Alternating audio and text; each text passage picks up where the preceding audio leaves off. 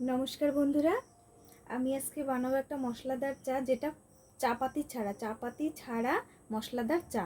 এটা ঠান্ডা লাগলে, গলা ব্যথা হলে, মানে এটা যদি পান করা হয় ভীষণ উপকার পাওয়া যায়।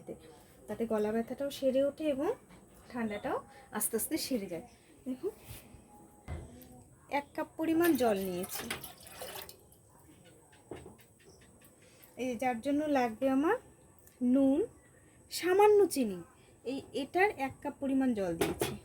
লাগবে পাতিলেবু, 2টো তেজপাতা, আদা থেতো করে রেখেছি, আর এখানে গোলমরিচ, লং এবং ছোট এলাচ 2টো একসঙ্গে থেতো করে রেখেছি। এবার আমি এটা দেব। আগে নুন দিলাম।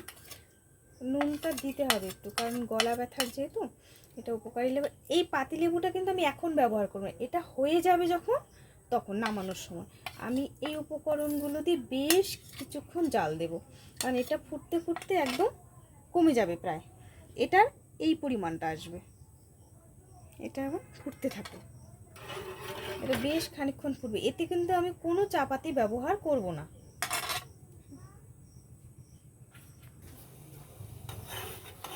একদম জলটা ফুটতে ফুটতে এইরকম কালার চলে আসবে, কিন্তু এতে কোনো চাপাতি কিন্তু ব্যবহার করা হয়নি। একদম এরকম কালার আসবে।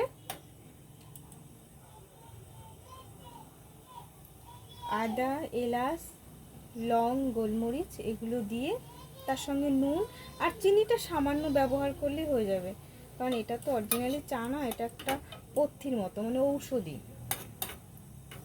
গলা ব্যথার জন্য অভুক্ত ঔষধ।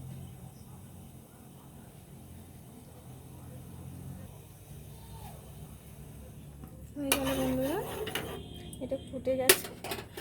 এবার আমি এটা নামাবো। নামানোর আগে আমি এই পাতিলেবুটা দিয়ে দেবো এখানে।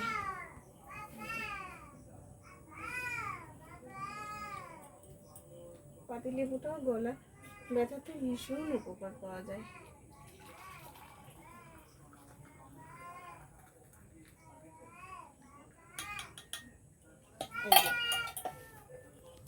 কালারটা দেখুন বন্ধুরা কি সুন্দর হয়েছে। এটা আপনারা গলা ব্যথা, ঠান্ডা, সর্দি যাই বলুন, মানে এটাতে একদম ভীষণ উপকারী একটা পানীয়।